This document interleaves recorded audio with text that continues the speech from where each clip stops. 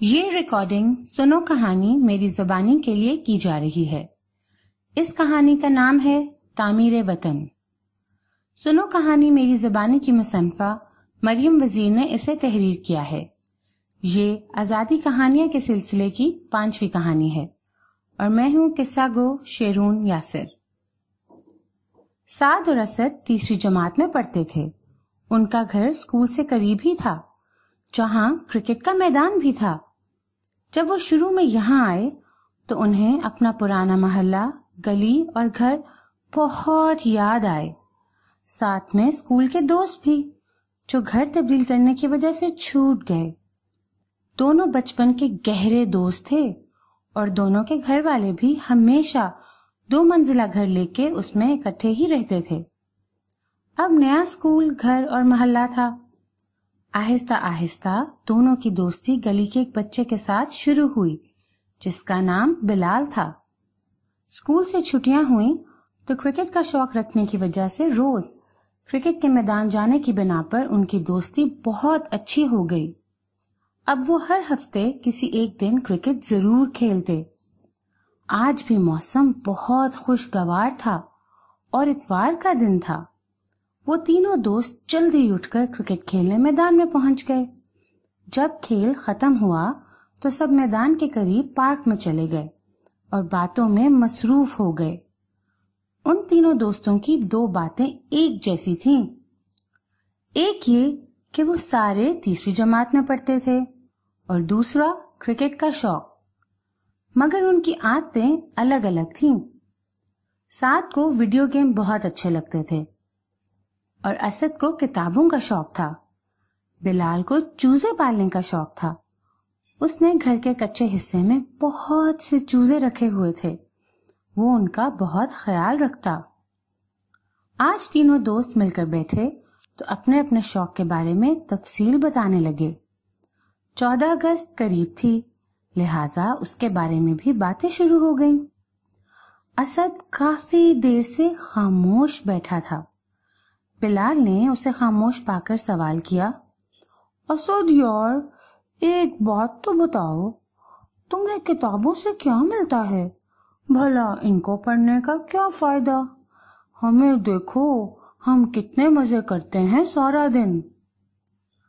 اسد نے جواب دیا، اب اگر تمہیں کتابوں کے فوائد نہیں پتا تو میں کیا کروں؟ بلال نے کہا مارا، ہاں جی، بہت فائدے ہیں، تبھی تم خاموش بیٹھے ہو۔ اسد نے منہ بناتے ہوئے کہا، تم لوگ خاموش ہوگے تو میں کچھ بتاؤں گا نا۔ کتابوں کی دنیا بہت اچھی ہوتی ہے، ان سے ہمیں معلومات حاصل ہوتی ہے۔ دنیا کا وہ کون سا مضمون ہے جس کے بارے میں کتابوں میں نہیں لکھا؟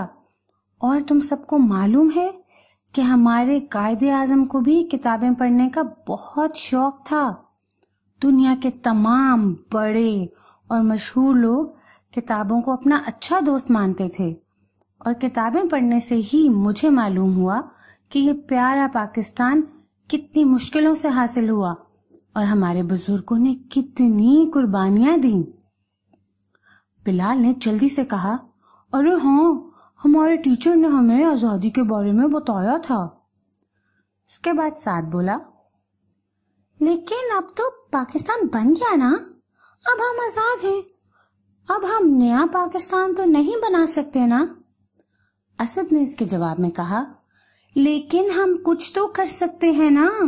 میرے ابو کہتے ہیں کہ اگر ہم اچھا کریں گے تو ہی اچھا ہوگا۔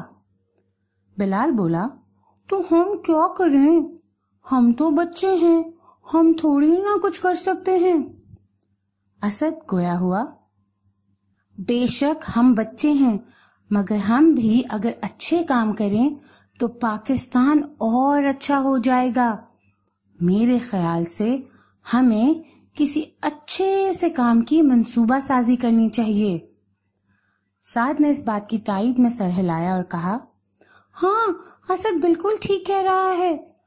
اگر ہم گھر اور گلی کو صاف ستھرا رکھیں اور کچرا کوڑے دان میں ڈالیں تو بہت اچھا ہوگا۔ میں سوچ رہا ہوں کہ ہمارے گھر اور گلی میں جو کچی جگہ ہے وہاں ہم مل کر پودے بھی لگائیں۔ اس کے بعد بلال نے اپنا خیال پیش کیا، اور ایک اور بات، جب 14 اگست ختم ہو جاتی ہے تو جگہ جگہ جھنڈیاں بکھری ہوتی ہیں، ہم ان کو اکٹھا کر کے خیال سے رکھیں گے اور بعد میں استعمال کریں گے۔ میں چاہتا ہوں کہ اچھا پڑھوں، اگر ہم اچھا پڑھیں گے تو اس سے بھی پاکستان کا نام روشن ہوگا۔ سعد نے اس کے بعد کہا، دوستو، میں بھی ایک عہد کرتا ہوں، جب میں اپنے کمرے سے نکلوں گا تو بلب اور پنکھا بند کروں گا تاکہ جو بجلی بچے وہ اوروں کے کام آئے۔ اسد جوش میں اٹھ کھڑا ہوا اور کہا، واہ دوستو، تم سب بہت اچھی سوچ کے مالک ہو۔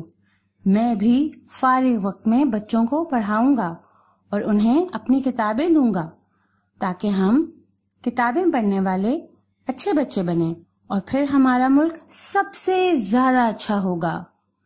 سب دوستوں کے چہرے سے خوشی چمک رہی تھی۔ سب نے کہا، پاکستان زندہ باد، اور گھر کی طرف چل دیے۔ اب انہیں یہ سب کام کرنے تھے۔ تو بچوں، اس کہانی سے ہم نے یہ سیکھا کہ تعمیر وطن کے لیے صرف بڑے کام ہی نہیں بلکہ چھوٹے چھوٹے کام بھی بہت اہمیت کے حامل ہیں۔ ملک کی فلاح کے لیے ہمیں سر جوڑ کر محنت کرنی چاہیے اور اپنا اپنا کردار نبھانا چاہیے۔ یہ تھی آج کی کہانی شیرون یاسر کی زبانی۔ مزید کہانیاں سننے کے لیے ہمارا فیس بک پیج سنو کہانی میری زبانی لائک کیجیے اور شیئر کرنا نہ بھولیے گا۔